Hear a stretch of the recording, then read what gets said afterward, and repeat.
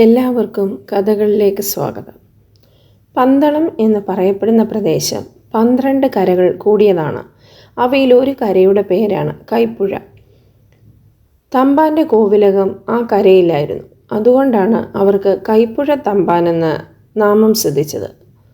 അപ്രകാരം തന്നെ പാണ്ഡ്യരാജാവ് വന്ന് പന്തളത്ത് താമസമായ കാലം മുതൽ ആ കുടുംബക്കാരുടെ പേര് പന്തളത്ത് രാജാവെന്നുമായി തീർന്നു. ഇന്ദ്രജാലം, മഹേന്ദ്രജാലം മുതലായ മോടിവിദ്യകൾ കൊണ്ട് പ്രസിദ്ധനായിരുന്ന കൈപ്പുഴ തമ്പാനെക്കുറിച്ച് കേട്ടിട്ടില്ലാത്തവർ കേരളത്തിൽ അധികമുണ്ടെന്ന് തോന്നുന്നില്ല. ആ തമ്പാൻ്റെ കുടുംബം കാലക്രമേണ അന്യം നിന്ന് പോവുകയാൽ പന്തളത്ത് തമ്പുരാൻ്റെ കോയിക്കൽ അങ്ങോട്ട് മാറ്റി സ്ഥാപിച്ചു. ഇപ്പോൾ ആ കോയിക്കൽ ഇരിക്കുന്നത് കൈപ്പുഴക്കരയിലാണ്. നിർമ്മല ജലപ്രവാഹത്തോടു കൂടിയ നദിയുടെ തീരത്തുള്ള ആ സ്ഥലം ഏറ്റവും സുഖപ്രദമായിട്ടുള്ളതിനാലാണ് കോയിക്കൽ അങ്ങോട്ട് മാറ്റി സ്ഥാപിച്ചത്. അയ്യപ്പസ്വാമിയും ശാസ്താവും തമ്മിലുള്ള വ്യത്യാസത്തെപ്പറ്റി ഞാൻ മുമ്പൊരു വീഡിയോ ചെയ്തിട്ടുണ്ട്. ആ വീഡിയോയുടെ ലിങ്ക് ഇതിൻ്റെ ഡിസ്ക്രിപ്ഷനിൽ കൊടുക്കുന്നതായിരിക്കും. ആ വീഡിയോ കാണുന്നവർക്ക് കുറച്ചുകൂടി ഈ കഥ എളുപ്പത്തിൽ മനസ്സിലാവും. അയ്യപ്പസ്വാമി പണ്ട് പാണ്ഡ്യരാജ്യത്തു നിന്ന് പുറപ്പെട്ടിട്ട് മലയാളത്തിൻ്റെ കിഴക്കേ അതിർത്തിയിലാണ് എത്തിയത്. അവിടെ സാക്ഷാൽ പരശുരാമ മഹർഷിയെ കണ്ടെത്തി. അപ്പോൾ പരശുരാമൻ അയ്യപ്പനോട്, അല്ലയോ ഹരിഹരപുത്രനായ സ്വാമിൻ, ഞാൻ ഈ കേരളത്തിൻ്റെ രക്ഷയ്ക്കായി കിഴക്കേ അതിർത്തിയായ മലകളിലും പടിഞ്ഞാറേ അതിർത്തിയായ കടൽ തീരങ്ങളിലും സ്വാമിയുടെ ഏതാനും വിഗ്രഹങ്ങൾ പ്രതിഷ്ഠിച്ചു കഴിഞ്ഞിരിക്കുന്നു. ഇനി സ്വാമിയെ കണ്ടെത്തിയതായ ഈ പുണ്യസ്ഥലത്തും ഞാൻ സ്വാമിയുടെ ഒരു ദിവ്യ വിഗ്രഹം പ്രതിഷ്ഠിക്കാൻ വിചാരിക്കുകയാണ്. ഈ സ്ഥലങ്ങളിലെല്ലാം സ്വാമിയുടെ സാന്നിധ്യം സദാ ഉണ്ടായിരിക്കണം.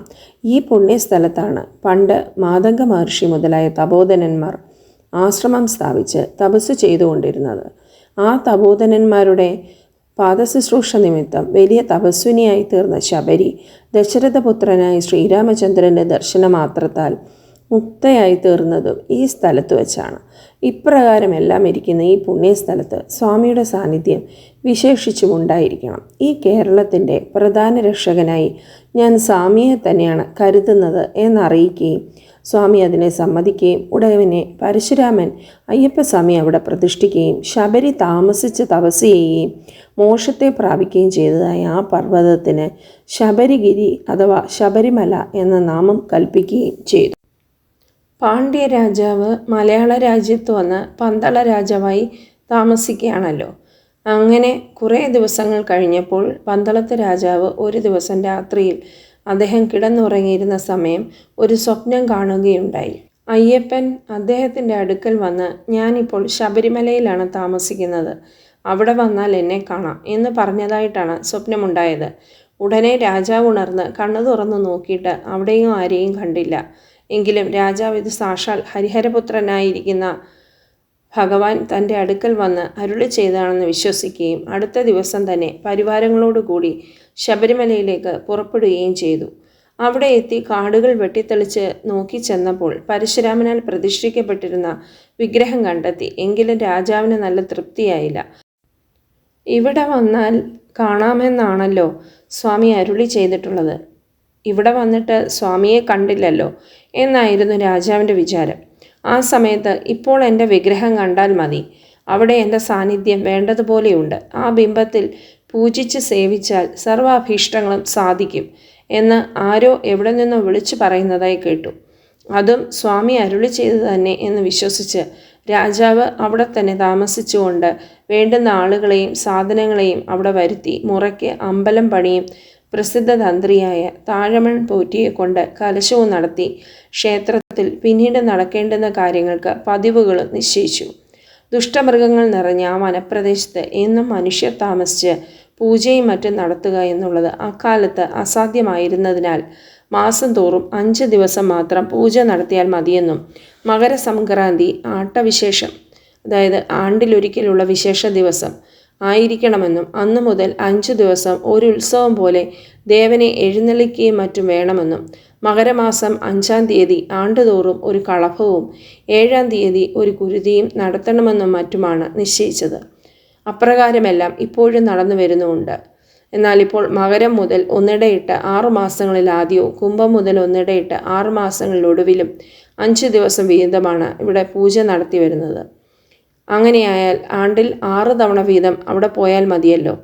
പൂജ നടത്താൻ പോകുന്നത് ശാന്തിക്കാരൻ, കഴകക്കാരൻ, മാരാന്മാർ, മറ്റു പരിചാരകന്മാർ തുടങ്ങിയവരെല്ലാവരും കൂടി നിവേദ്യത്തിനും ശാന്തിക്കാരൻ മുതലായവർക്ക് ഭക്ഷണത്തിനും മറ്റും വേണ്ടുന്ന അരി, കോപ്പുകൾ മുതലായവ സകല സാധനങ്ങളും എടുത്തുകൊണ്ട് സ്വാമി ശരണമയ്യപ്പോ എന്ന് ഉറക്ക വിളിച്ചുകൊണ്ടുമാണ് പോകുന്നത്. അങ്ങനെ പോകുന്നവർ മാർഗമധ്യേ കാട്ടാന, കരടി, കടുവ, പുലി, ചെന്നായ മുതലായ ദുഷ്ടമൃഗങ്ങളെ ധാരാളമായി കാണുക സാധാരണമാണ്.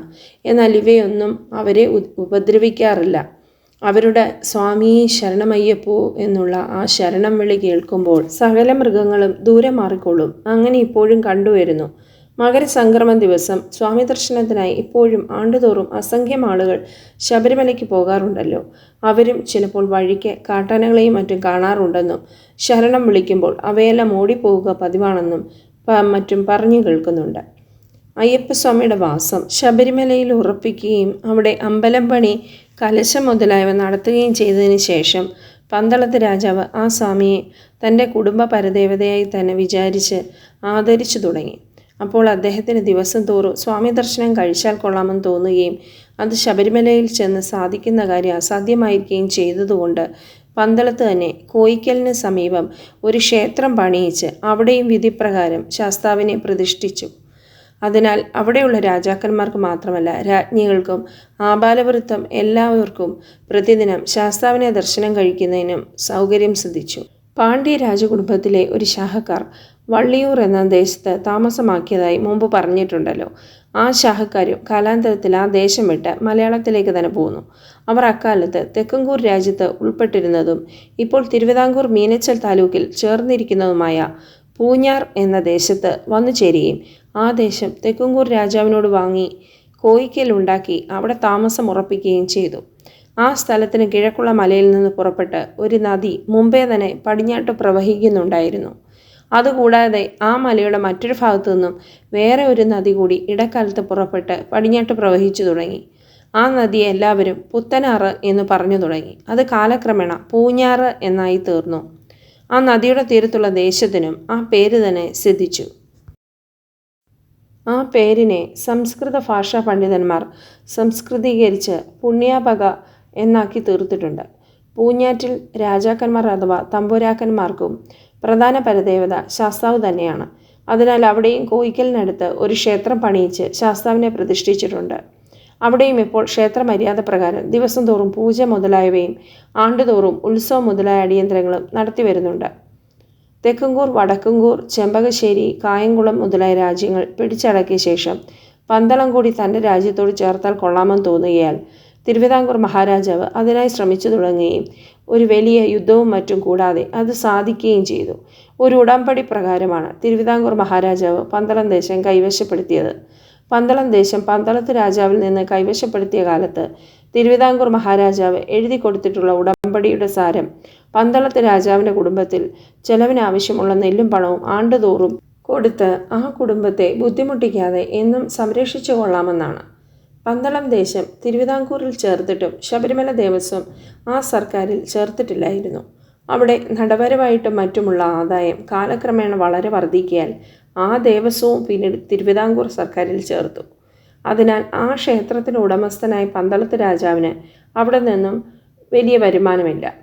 എങ്കിലും അയ്യപ്പസ്വാമിയുടെ ചില തിരുവാഭരണങ്ങളും മറ്റും ഇപ്പോഴും സൂക്ഷിച്ചു വച്ചിരിക്കുന്നത് പന്തളത്ത് രാജാവാണ്. അവയ്ക്കെല്ലാം തിരുവിതാംകൂർ സർക്കാരിൽ കണക്കുകളുമുണ്ട്. ആ വക തിരുവാഭരണങ്ങളും മറ്റും എടുപ്പിച്ചുകൊണ്ട് പന്തളത്ത് രാജാവ് ഇപ്പോഴും ആണ്ടുതോറും മകരസംക്രാന്തിക്ക് ശബരിമല എത്തുക പതിവാണ്. അതാണ് തിരുവാഭരണ ഘോഷയാത്ര. ഇപ്രാവശ്യത്തെ തിരുവാഭരണ ഘോഷയാത്ര ജനുവരി 12-നാണ് 2026. അവിടെ മകരം 7-ാം തീയതി വരെയുള്ള പതിവുള്ള അടിയന്തരങ്ങളെല്ലാം കഴിയുന്നതുവരെ രാജാവ് അവിടെ തന്നെ താമസിക്കുകയും പിന്നെ തിരുവാഭരണങ്ങൾ മുതലായവ എടുപ്പിച്ചുകൊണ്ട് തിരികെ പോരുകയുമാണ് പതിവ്. തിരുവാഭരണങ്ങളും മറ്റും കൊണ്ടുപോകുമ്പോഴും തിരികെ കൊണ്ടുപോകുമ്പോഴും അകമ്പടിയായി പോലീസുകാർ മുതലായ സർക്കാർ ഉദ്യോഗസ്ഥന്മാരും മറ്റുമുണ്ടായിരിക്കും. ആ യാത്ര വാദ്യഘോഷങ്ങളോടും മറ്റും കൂടി വളരെ കേമമായിട്ടാണ് ഇപ്പോഴും നടന്നു വരുന്നത്. ആ പോക്കുവരവ് വകയ്ക്കായുള്ള ചെലവുകളെല്ലാം സർക്കാരിൽ നിന്ന് ചെയ്തു വരുന്നുണ്ട്. പന്തളത്ത് രാജാവ് ആണ്ടുതോറും മകരസംക്രാന്തിക്ക് ശബരിമല പോവുകയും 6-7 ദിവസം അവിടെ താമസിക്കുകയും പതിവാണെങ്കിലും നടയ്ക്ക് നേരെ ചെന്ന് സ്വാമിയെ വന്ദിക്കുക പതിവില്ല. അതിന് 2 കാരണങ്ങൾ പറഞ്ഞു വരുന്നുണ്ട്. അയ്യപ്പസ്വാമി രാജാവിൻ്റെ പുത്രനാണല്ലോ. അതിനാൽ രാജാവ് നേരെ ചെല്ലുമ്പോൾ സ്വാമി എണീറ്റ് ആചാരം ചെയ്യണം. അതിനിടയാക്കുന്നത് ശരിയല്ലല്ലോ എന്ന് വിചാരിച്ചാണ് രാജാവ് നേരെ പോകാത്തത് എന്നാണ് ഒരു പക്ഷം. അതല്ല, ശബരിമല ശാസ്താവിനെ പ്രതിഷ്ഠിച്ചത് പരശുരാമനും പന്തളത്ത് രാജാവ് ക്ഷത്രിയനുമാണല്ലോ. അതുകൊണ്ട് പരശുരാമനോടുള്ള പൂർവ്വ വൈരാഗ്യം നിമിത്തമാണ് രാജാവ് നടയ്ക്ക് നേരെ പോകാത്തത് എന്നാണ് 2ാം പക്ഷം. കാരണങ്ങൾ എന്തായിരുന്നാലും രാജാവ് അവിടെ നടയ്ക്ക് നേരെ ചെന്ന് സ്വാമിയെ വന്ദിക്കാറില്ല. അല്പം ദൂരെ മാറി നിന്നാണ് അദ്ദേഹം ഭഗവാനെ ദർശിക്കാറുള്ളത്. ശബരിമല പ്രധാന ദേവൻ ശാസ്താവ് തന്നെയെങ്കിലും അവിടെ ചില മൂർത്തികളെയും കുടിയിരുത്തിയിട്ടുണ്ട്. അതിൽ പ്രധാന ഭദ്രകാളിയാണ്. മധുര മീനാക്ഷി ദേവിയെ 2 നിലയിലായിട്ടുള്ള ഒരു ചെറിയ മാളികയുടെ മുകളിലത്തെ നിലയിലാണ് ഇരുത്തിയിട്ടുള്ളത്. അതിനാൽ ആ ഭഗവതിയെ സാധാരണയായി പറഞ്ഞു വരുന്നത് മാളികപ്പുറത്തമ്മ എന്നാണ്. ഇത് പന്തളത്ത് രാജാവിൻ്റെ കുടുംബ പരദേവതയായിരുന്നു എന്നും പറഞ്ഞു വരുന്നുണ്ട്. അതായത് പണ്ടുള്ള പാണ്ഡ്യരാജാവിൻ്റെ. പന്തളത്ത് രാജാവ് പാണ്ഡ്യരാജ്യത്ത് നിന്ന് പോരുന്ന സമയം സ്ഥാവര വസ്തുക്കളെല്ലാം ഓരോരുത്തർക്കായി പാട്ടത്തിനായി പതിച്ചു കൊടുത്തിട്ടാണ് പോകുന്നത്. രാജാവ് പോകുന്നതിന് ശേഷം കുറച്ചു കാലത്തേക്ക് കാര്യസ്ഥന്മാരെ പാണ്ഡ്യയിൽ അയച്ച് പാട്ടം പിരിപ്പിക്കുകയും ചില കുടിയാന്മാർ പാട്ടം പന്തളത്ത് കൊണ്ടുവന്ന് കൊടുക്കുകയും ചെയ്തിരുന്നു. കാലാന്തരത്തിൽ ഇത് രണ്ടുമില്ലാതെയായി. ഇപ്പോൾ പന്തളത്ത് രാജാക്കന്മാർക്ക് തങ്ങൾക്ക് പാണ്ഡ്യരാജ്യത്ത് ചില സ്ഥാവര വസ്തുക്കൾ ഉണ്ടായിരുന്നുവെന്നും കേട്ടുകേഴ്വിയല്ലാതെ ആ വസ്തുക്കൾ എവിടെയാണെന്നും എത്രയുണ്ടെന്നും കുടിയാന്മാരാരെല്ലാമാണെന്നും മറ്റുമുള്ള യാതൊരു നിശ്ചയവുമില്ല. അപ്രകാരം തന്നെ ആ കുടിയാന്മാർക്ക് തങ്ങളുടെ ജന്മയെക്കുറിച്ച് കേട്ടുകേഴ്വിയല്ലാതെ അവരെവിടെയാണെന്ന് പോലും നിശ്ചയമില്ലാതെയുമായിട്ടുണ്ട്. വസ്തുക്കൾ കൈമാറി ഇപ്പോഴത്തെ അനുഭവക്കാർ പണ്ടത്തെ കുടിയന്മാരുടെ വംശമല്ലാതെ പോലുമായിട്ടുണ്ട്. എങ്കിലും ആ വസ്തുക്കൾ അനുഭവിക്കുന്നവരിൽ ചിലർക്ക് പല ദോഷങ്ങൾ കാണുകയാൽ അവർ പ്രശ്നം വെച്ച് നോക്കിയപ്പോൾ ജന്മിയായ തമ്പുരാന് പാട്ടം കൊടുക്കാത്തത് കൊണ്ടാണെന്ന് പ്രശ്നക്കാർ വിധിക്കുകയും ചെയ്യുകയാൽ ഇപ്പോഴും ചിലർ പാണ്ഡ്യയിൽ നിന്ന് വന്ന് പന്തളത്ത് വന്ന് പണവും ചില ഭണ്ഡങ്ങളും മറ്റും കാഴ്ചവെച്ച് തമ്പുരാനെ കണ്ടു വന്ദിക്കുകയും അയ്യപ്പസ്വാമിക്ക് വഴിപാടുകൾ കഴിക്കുകയും ചെയ്യുന്നുണ്ട്. ഇപ്രാവശ്യത്തെ ശബരിമലയിലെ മണ്ഡലപൂജ 2025 ഡിസംബർ 27-നായിരുന്നു. അന്ന് തങ്കയങ്കി ചാർത്തിയാണ് മണ്ഡലപൂജ നടന്നത്. മണ്ഡല മകരവിളക്ക് ഉത്സവത്തിനായി ഡിസംബർ 30-ന് വൈകുന്നേരം 5 മണിക്കാണ് ക്ഷേത്രനട തുറക്കുന്നത്. 2026 ജനുവരി 14-നാണ് മകരവിളക്ക്, ബുധനാഴ്ച. 41 ദിവസത്തെ കഠിനവ്രതത്തിൻ്റെയും പൂർണ്ണ സമർപ്പണത്തിൻ്റെയും മണ്ഡലകാലത്തിൻ്റെ പരിസമാപ്തിയാണ് മണ്ഡലപൂജ. അയ്യപ്പസ്വാമി എന്ന ആ കാരുണ്യമൂർത്തിയുടെ കടാക്ഷത്തിനായി കാടും മേടും താണ്ടി ഭക്തലക്ഷങ്ങളാണ് ശബരീശ സന്നിധിയിൽ എത്തി ദർശനം നടത്തിയത്, ഇപ്പോഴും നടത്തിക്കൊണ്ടിരിക്കുന്നത്.